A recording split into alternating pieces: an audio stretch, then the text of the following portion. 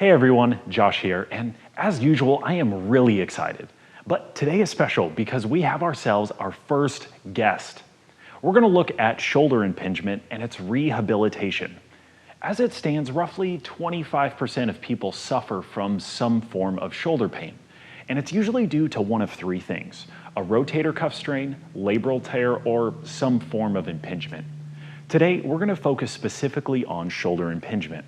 We're going to go over the anatomy as well as cover the special test to rule in shoulder impingement, as well as discuss the proper procedure for successful rehab. Thankfully, to help us, we have ourselves a doctor of physical therapy. Not only is she brilliant and beautiful, but most importantly, she's my wife. So let's get started. Thanks everyone for joining us. Let's give a warm welcome to my wife, Jessica Davis. So thanks, babe, for joining us. We really appreciate it. Of course. Okay, so like we said before, we're starting off with shoulder impingement. So Jess, when it comes to shoulder impingement, what structures are involved, or bones? So when it comes to shoulder impingement, it all involves the shoulder. So part of the shoulder is made up by the clavicle, or your collarbone, which meets your scapula, which is on the posterior aspect of your shoulder, and then your humerus, which isn't being funny, it's just your arm bone. So those are the three main bones that form the shoulder, and it is the most unstable joint in the body. As you can tell, a lot of this is just ligament tissue. So moving right along, we know the bones involved. What about the muscles? So with impingement or shoulder impingement, there are three structures that actually get pinched or impinged between the humerus and the acromion process. So the acromion process is the top of your scapula bone. It comes over the top, as you can tell, and meets right up through here. Okay. And then your humerus is right under it and kind of hovers right below. As you can see, it goes right into this capsule here. So there are three structures that get pinched between the humerus and the acromion process. And that is your bicep tendon, so the long head of your bicep, which runs through there and attaches into the labrum. Your supraspinatus, which is one of your rotator cuff muscles, goes down through here and under the acromion attaches to the humerus. And then there's also a bursa, or a fluid-filled sac, that helps protect those two tendons. And those three things are what get impinged. So now that we know the bones and the muscles, or the structures that are involved in impingement, what does impingement feel like to the average person? Or I guess what would their shoulder, what motions would they do to be like, oh, maybe that's impingement? So with shoulder impingement, it's typically just a painful arc, either raising forward into flexion, out to the side, abduction. Those would all be painful, going up, coming down. And any kind of like tendonitis or just irritation with repetitive motions. Are there tests that you can do to find out if your shoulder is impinged opposed to maybe some other injury? Yeah, so shoulder impingement, there are a few more specific tests that you can do to rule in shoulder impingement, and then there's other tests for labral tear or rotator cuff. Oh, okay. Would you mind showing us what some of those tests might be? Yeah, we can do some of those. So do you need me to stand up, sit down? So typically we do them in standing unless the patient can't stand. Shoulder impingement is kind of general, but there are a few tests that we can do to rule in shoulder impingement. The first thing is just painful arc, painful motion. So if you're lifting flexion forward all the way and that causes pain, or abduction out to the side and that increases pain, we know that that's possibly a factor. So a good test I like to do is Neer's impingement test. And that is taking the patient's arm, fully internally rotating, and you can see you're kind of locking structures at the top. And then you're gonna bring it up and out to the side, abduct, give a little overpressure at the top. Now, if that recreates the same symptoms they've been having, that is a positive test for Neer's impingement. So we have the Neer's impingement test. Is there another one? So the other one I like to do is Hawkins Kennedy. It's pretty uncomfortable in general, but if it recreates your symptoms, then you know it's a positive test. So that one, you bring the arm in front, bend there, and then apply pressure to the elbow, kind of crank on the arm there. Again, you'll feel that same similar pain through here if it's a positive test. Awesome. Are those the two main ones that you guys use in physical therapy, or are there other ones? Those are the main ones we use for impingement. All the other tests are more rotator cuff or labral tear involvement. So now that we know the test that you use, we'll go ahead and move on to talk about what actually causes shoulder impingement. So there are multiple things that can cause shoulder impingement. We'll just cover a few. The first thing I usually see or focus on is horrible posture. That's when people come in with really bad posture, forward head, rounded shoulders, kind of looking like that. So in that position, try to raise your hand overhead. Yeah, Can't go very it just far. Stops right there. Yeah. So if you open the chest, squeeze the shoulder blades, now try to lift overhead, more range of motion. Yeah. Another thing is a lot of repetitive motions, or especially overhead or across the body. Okay. People who are painting a lot, or if you have a painting project at home, that will irritate it. Okay. Or lifting overhead, lots of things over and over, lifting boxes, that can also cause shoulder impingement and tendonitis. So what you're saying is don't do 100 OHPs every day. Yeah, that wouldn't be great. Okay. Also, another thing is genetically, some people have a hooked acromion process. Okay. So that means instead of it being flat over the humerus, it's hooked more, and that can cause more impingement. Okay. Well, that's good to know. I mean, now that we know what causes impingement, what are the exercises that we can do to help alleviate the pain or fix it? So there are a lot of exercises that you can do for general rotator cuff strengthening to prevent shoulder impingement. These, we'll go over a few just kind of basic exercises that you can try at home. Okay. If those don't work and you still have shoulder pain, there could possibly be something more going on. And at that point, I'd say go to the doctor, get imaging, and see what's going on. But we can go over a few basic things.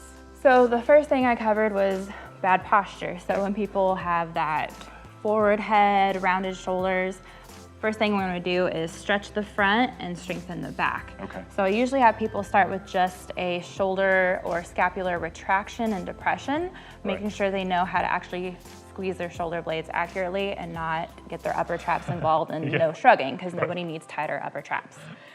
So with that, you can move on and add strengthening to that, which is more of the rows. You can add T's to get the middle traps a little bit stronger. That all helps with the back muscles. Okay. For the front, because you're so tight in here, the pec minor is usually a culprit for pulling the shoulders in, just because where it's attached. So you want to use a door frame, because everyone has a door frame in any building that you go in or out of. So you want to use a door frame to do some stretching. It's been proven that 30-second holds about 4 times actually helps lengthen the tissue. Okay. What about the rotator cuff? Because I know that's important. Yeah. So with the rotator cuff, you have the supraspinatus, which is actually one of them that actually gets impinged. Okay. You have the infraspinatus, the teres minor, and the subscapularis. So they call the sits muscles. Yep. Now, you use the its muscles to help strengthen and support the humerus and help keep from having impingement. Okay. So with that, you only have 2 little tiny muscles that do external rotation, your infraspinatus and your teres minor. A lot of people at the gym, they hit their lats, they hit their pecs, all these big internal rotator muscles, so you've got to balance that out with hitting some external rotation. So I'll show you some external rotation exercises you can do. So you had mentioned before that sometimes people genetically have a hooked acromion. Is there a way to get around that, or if they just genetically have impingement? So the best thing to do is to work on your posture and work on getting the rotator cuff muscles strong to help prevent any kind of surgery. But if you get to that point where it's impinged too much or it's rubbing, it could actually tear tendons. And that's when you need to go seek out a doctor and possibly have surgery. Okay. So now that we've talked about all the exercises that we can do, we're gonna go and break down each one so you can see what it's gonna look like. So I mentioned scapular squeezes or proper scapular squeezes. So with that, when people have that forward shoulder hunched over, we can work on correcting that by stand up nice and tall for me. Try to pinch my fingers back here. So if they squeeze and come more downward, make sure they're not elevating here. Show them, yep, that's upper trap. We don't need any more tightness there. Squeeze down and back. That's a good retraction. So I usually have people hold that about 5 seconds and then relax, just kind of on and off. Do about 2 sets of 10 or so, just to kind of turn those muscles on, learn what that feels like. And as you can see through the front of the chest, that opens up the chest, kind of stretches through the front. Okay, so once you get proper scap squeezes down, you can add resistance and do rows. So you can use a resistance band at home. You can get those at Walmart, anywhere really. So with this, you can lock it around a door frame, shut the door, and have resistance, but you're going to do that same scapular retraction and depression that we just worked on, just adding resistance. Again, about 3 sets of 10, hold good 2-3 seconds, see how it stretches through across the front, and then we can do from the back, see what his back muscles are doing.